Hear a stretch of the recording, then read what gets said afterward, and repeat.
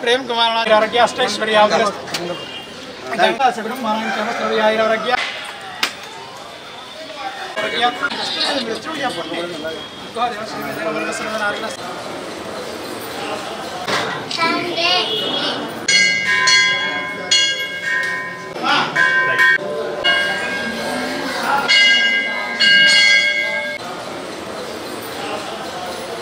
जय श्रीमन्नारायण वेंकटाद्रि समं स्थानं ब्रह्मांडे नास्ति किंचन वेंकटेश समो देवो न भूतो न भविष्यति మన ఏలూరు నగరం రామచంద్రరావుపేటలో వేంచేసినటువంటి శ్రీమద్ అలర్మేల్మంగా పద్మావతి సమేత శ్రీ వెంకటేశ్వర స్వామివారి దేవస్థానమునందు ఈరోజు ముక్కోటి వైకుంఠ ఏకాదశి పర్వదినం సందర్భంగా స్వామివారికి ఉత్తర ద్వార దర్శనంగా దర్శనాదులు ఏర్పాటు చేయడం జరిగింది।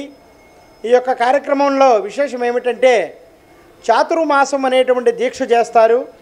ఈ యొక్క చాతుర్మాసంలో ఆషాఢ శుద్ధ ఏకాదశి నుంచి కార్తీక శుద్ధ ఏకాదశి వరకు స్వామివారు యోగ నిద్రలో ఉంటారు।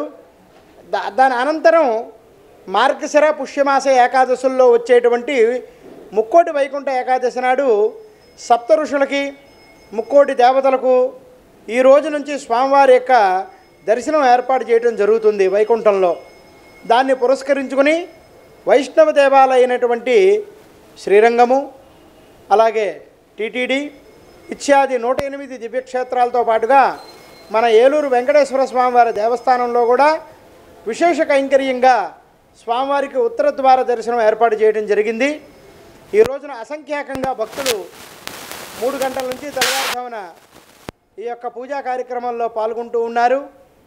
స్వామివారి యొక్క ఉత్తర ద్వార దర్శనంలో ఎవరైతే దర్శనం చేసుకుంటారో వారికి ఇహపర మోక్షాలు కలుగుతాయి అని చెప్పి శాస్త్రవచనం కాబట్టి భక్తులంతా కూడా ఈ యొక్క వైకుంఠ ఏకాదశి పర్వదినం నాడు ఆ వెంకటేశ్వర స్వామివారిని దర్శనం చేసుకుని విష్ణాలయాన్ని దర్శనం చేసుకుని శ్రీమన్నారాయణుడి యొక్క పరిపూర్ణ అనుగ్రహాన్ని పొందగోరుతున్నాం।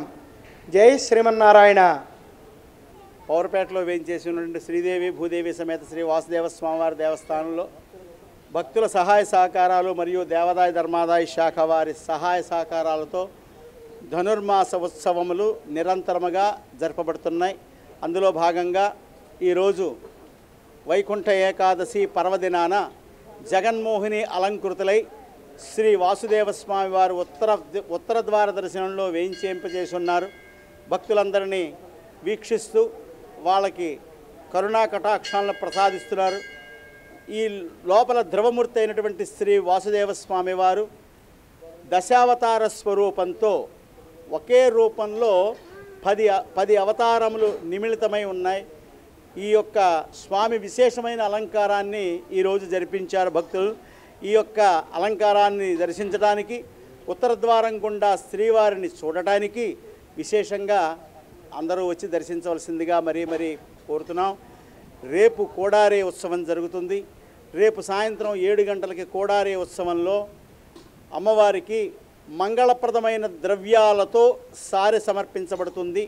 గోదా తల్లికి సారె సమర్పిస్తారు। భక్తులందరూ కూడా యథోచితంగా పాల్గొని సారెని దిగ్విజయపరచండి। 13వ తారీఖు గోదా కళ్యాణం జరుగుతుంది।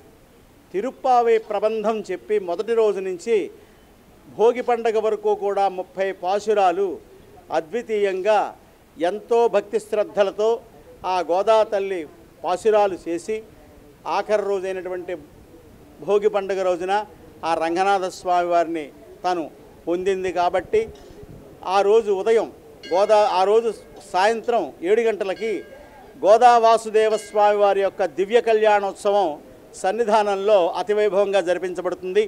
భక్తులందరూ విచ్చేసి కళ్యాణాన్ని తిలకించి మీ గృహములో సమస్త